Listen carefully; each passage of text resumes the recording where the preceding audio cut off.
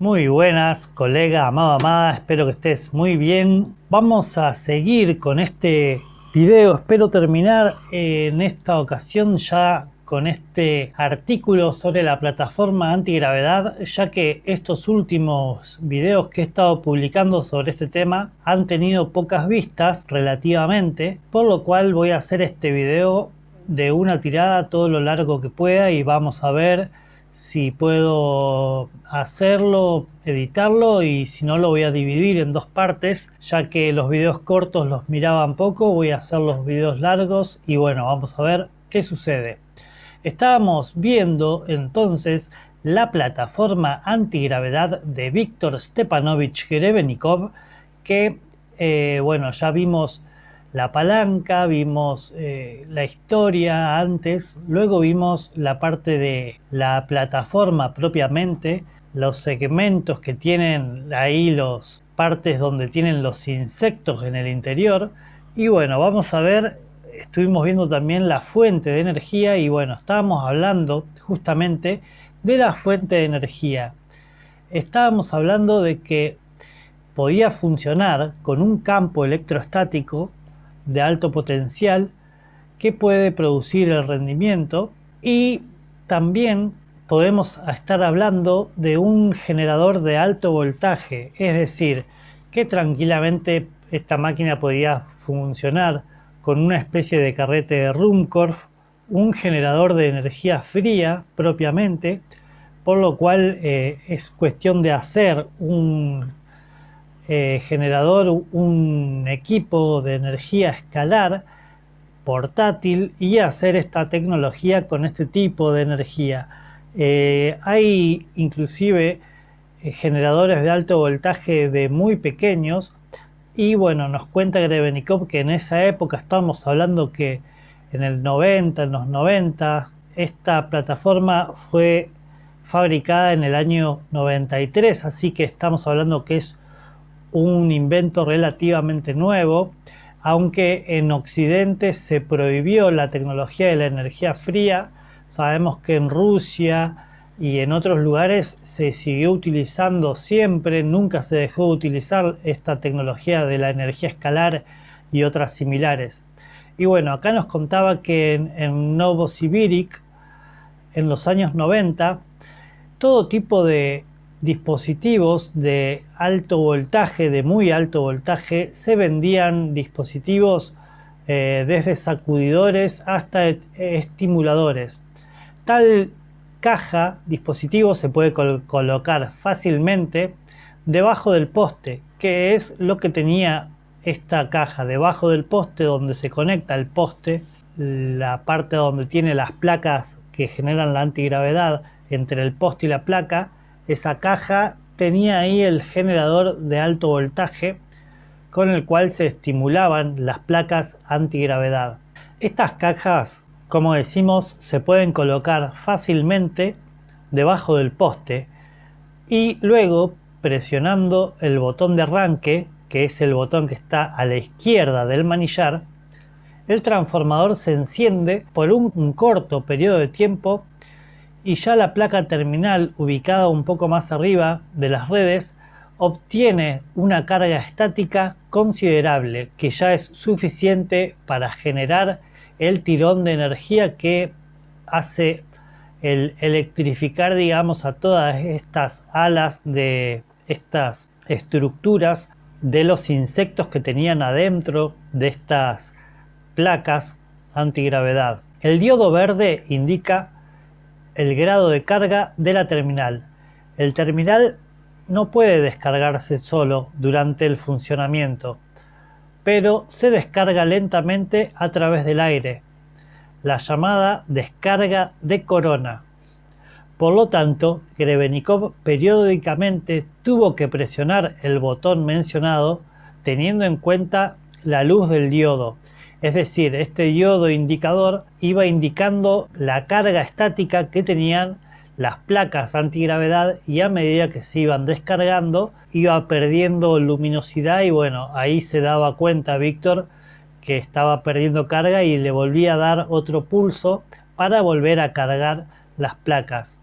Es posible construir un sistema automático que controle este proceso, pero Grebenikov no sabía tanto de electrónica y bueno, apenas conocía un poco esta tecnología, este tipo de tecnologías. Así que, así muy parecido a mi caso, que sé poco de electrónica, sin embargo hacemos las cosas un poco lo que vamos aprendiendo en el camino. Entonces Grebenikov lo hizo así nomás, así cargándolo manualmente a medida que se le iba perdiendo la energía antigravedad, volvía a cargar el dispositivo de electroestática.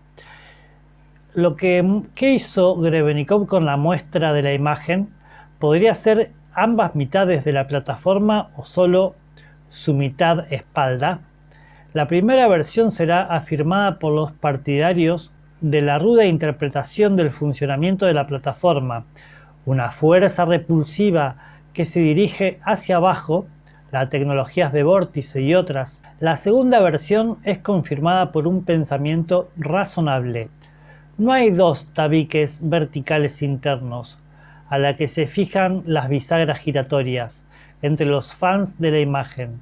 Significa que los dos vuelven, los ventiladores se muestran en la imagen.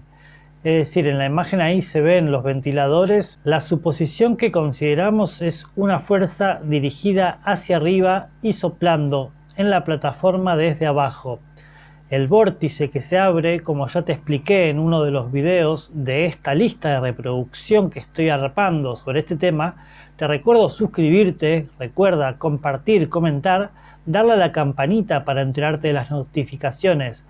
Y bueno, estoy dejando esta descripción, te comenté básicamente cómo entendía que funcionaba y se abre un vórtice que genera un pulso en ambas direcciones. Esto es lo que se está planteando acá.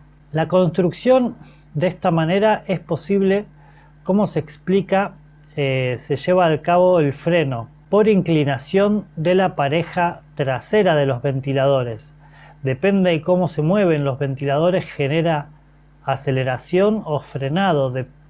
Por eso los manillares controlaban las persianas, la apertura de las persianas y también la inclinación de las persianas. Con las traseras o de las delanteras podía generar aceleración o freno, moviendo el viento iónico que produce esta plataforma. Esto es en cómo funciona el pedal de la plataforma. En consecuencia, los ventiladores frontales funcionan de la misma manera, pero reflejado, creando tracción en el movimiento de dirección.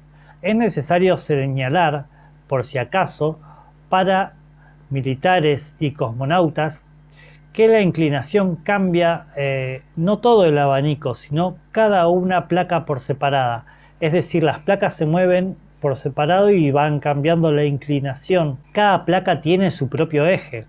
El mango izquierdo normalmente funciona solo con los ventiladores traseros. No será de extrañar si dos traseros de los fanáticos resultan ser mucho más fuertes que los delanteros, es decir, que crean tracción vertical. Grebenikov se encuentra solo en la mitad posterior de la plataforma y con eso podemos sacar las propias conclusiones. La manija derecha siempre controla solo las partes de los ventiladores de enfrente, es decir, que crean la tracción horizontal, mientras el diodo se enciende. La rotación, como ya lo era discutido, se transmite mecánicamente por el retorcido de un cable grueso y flexible. El esfuerzo rotatorio se transfiere desde la unidad transmisora inferior en el centro de la caja debajo del manillar por un método de coche estándar, es decir, a través de las duras barras de control con bolas de muñón en sus extremos. Pero las bolas de muñón pueden estar ausentes directamente a la unidad rotativa de la unión de los ventiladores delanteros. Grebenikov no utiliza los ventiladores traseros para control. Esto permite no transmitir todo esto a los filtros de bloques traseros. Entonces, la pareja de atrás es mecánicamente más simple que las partes de enfrente. Uno por uno se van moviendo. Durante el vuelo, los ventiladores se despliegan y cuando se presiona el pedal, la transmisión del pedal gira las placas y obstaculiza la plataforma. Después de apagar preliminarmente el mango de gas, el diodo blanco se apaga y el rojo de las luces. El esfuerzo por el desdoblamiento de las placas y se transmite en su turno a la ficción trasera a través de cables flexibles. Esto permite fácilmente plegar la plataforma. Así el pedal es un análogo del mango derecho, pero para el frente, para los ventiladores de enfrente, en lugar de los ventiladores traseros. Ahora hablemos de la invisibilidad del plano de gravedad. Una razón de la invisibilidad inestable de un piloto descrito por Grebenikov es causado por 4 campos cruzados existentes en el lugar de uno de la influencia del campo. Los ventiladores, según el modo de vuelo, cambian la potencia de radiación y dirección de la radiación en todo el tiempo: despliegue, caída, aceleración, desaceleración y principalmente girar. Así que solo nos queda comentar la presencia del efecto de invisibilidad.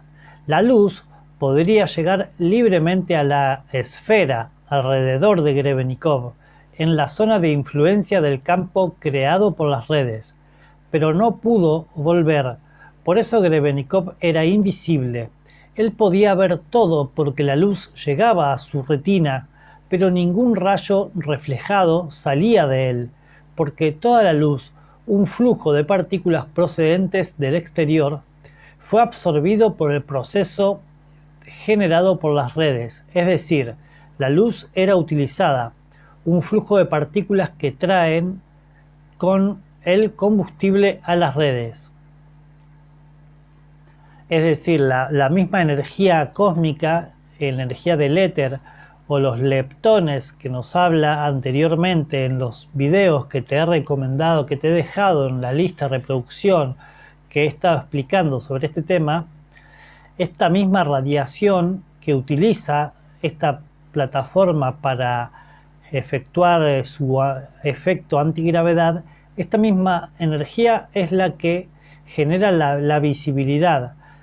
La energía llega a la plataforma, pero al desviar esta energía cósmica y utilizarla para la gravedad, es que todo el dispositivo es invisible, o se ve en una bola de luz o se ve una nube, no se ve con claridad el piloto o el dispositivo.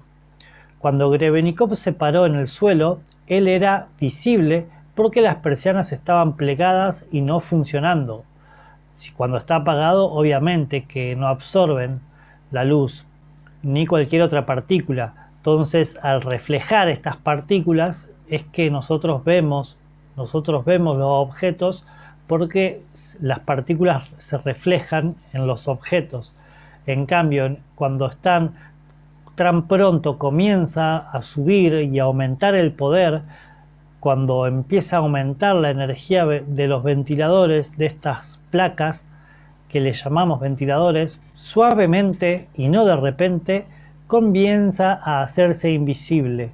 Por supuesto, la invisibilidad estuvo llena durante el vuelo, y al regresar el proceso fue el mismo. Por eso cuando Grebenikov voló sobre el suelo, se genera poca potencia, empieza a ser visible otra vez, lanzando inclusive sombra. Lo mismo sucedió durante el rápido aterrizado, en el modo cayendo como una piedra. Cuando se bajaron las persianas, se hizo completamente visible. Por eso fue posible tomar una fotografía de Grebenikov durante el despegue, cuando volaba bajo, pero cuando voló por encima de las copas de los pinos era imposible fotografiar a Grebenikov, porque no había rayos reflejados de él, por lo que era invisible. Humedad y electroestática.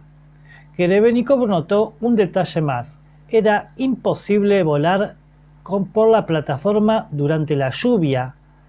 Estos climas, por un lado, en realidad aumentó la humedad. El aumento de la humedad no promueve la electroestática, y un barredor del álamo de bronce vuela solo durante tiempo soleado, porque la quitina es muy electroestática. Bueno, nos está hablando de estos insectos, estos escarabajos, muy probablemente usan el siguiente efecto: estática más efecto de estructuras cavernosas,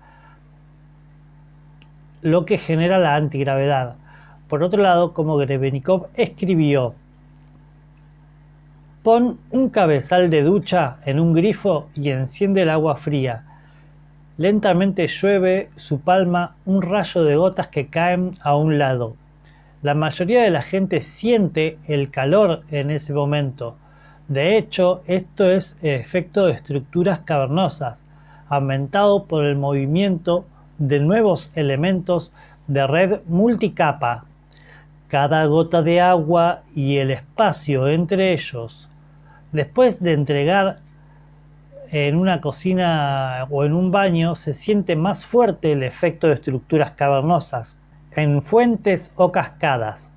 Incluso si la presión atmosférica no está cayendo, remoto, la lluvia crea un fuerte campo de efecto de estructuras cavernosas que influyen a una distancia de muchos kilómetros. Recuerda cómo queremos dormir antes de la lluvia, incluso en una habitación cerrada. El efecto de estructuras cavernosas no puede ser proyectado. Muchas gotas pequeñas y el espacio entre estas gotas forman una estructura de vacío multidimensional que influye por su efecto de estructuras cavernosas. Esto, sin embargo, no ayuda al dispositivo basado en el mismo principio que utiliza para volar.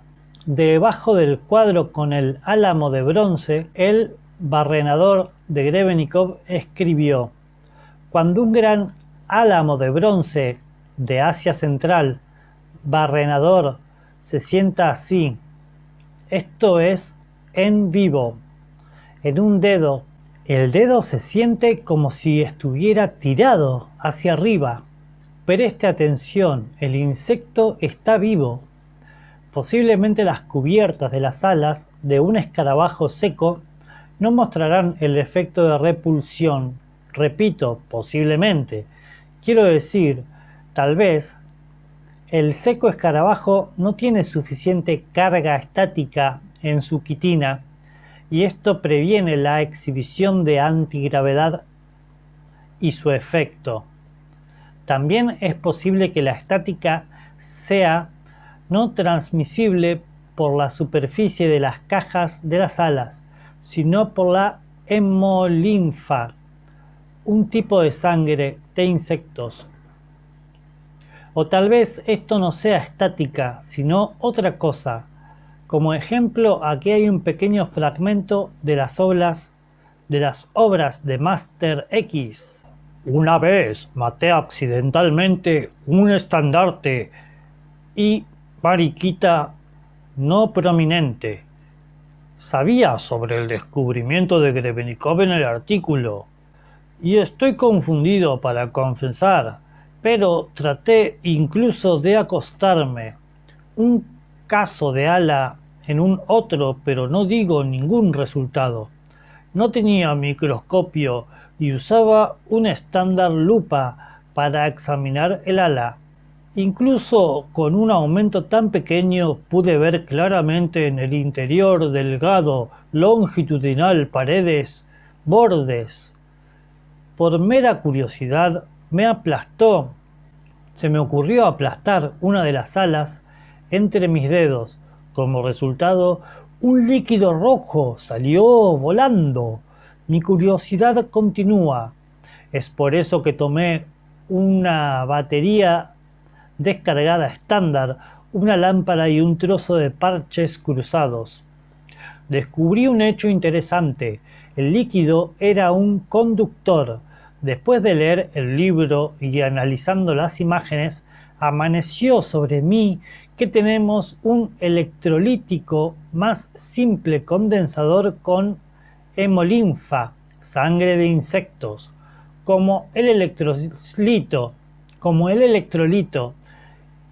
y el dieléctrico, la quitina. ¿Qué idea? El condensador electrolítico. ¿Qué tú crees? En general es obvio que incluso si conseguimos los casos de ALA necesarios, un montón se deben realizar diferentes experimentos, pero como implicar las propias del ala viva en caso de los muertos, la plataforma de Grebenikov trabajó. Esto es un hecho, por lo que técnicamente es posible reproducir el efecto de las cajas de alas vivas. La nota del editor. Aquí es apropiado recordar a los lectores otro enfoque a la creación de motores que se llama condensadores asimétricos. Los artículos dedicados a este tema han sido publicados en nuestra revista. Testimonios presenciales. Como se supo, Grebenikov esperaba permanecer invisible en vano. Las personas que lo vieron en el cielo fueron encontrados. El señor X escribe: me interesó la pregunta de Grebenikov, ya que un artículo llamado Vuelo nocturno sobre la ciudad había sido publicado en Molodostsibiri, el periódico, en 1991. Una condición previa era mi única observación de vuelo ovni en medio de marzo de 1990. El ovni no parecía un platillo o un objeto. El objeto observado era prácticamente igual que en la foto. Pensé que no podía ser juzgado si era el vuelo de Grebenikov o no. Riesgo biológico. Grebenikov murió a la edad de 74 años. La edad es venerable, pero la muerte fue causada por un número de enfermedades que se pueden obtener, por ejemplo, como resultado de la irradiación de un fuerte campo electromagnético. Y Grebenikov confirmó que obtuvo las enfermedades debido a los vuelos en la plataforma, pero un portador triangular en el marco puede estar hecho de tubos. Una plataforma puede ser colocada en cada esquina del marco y un piloto en el asiento. Se puede colocar en medio de esta construcción. En ese caso, un piloto nunca va a estar en un archivo de influencia de la plataforma.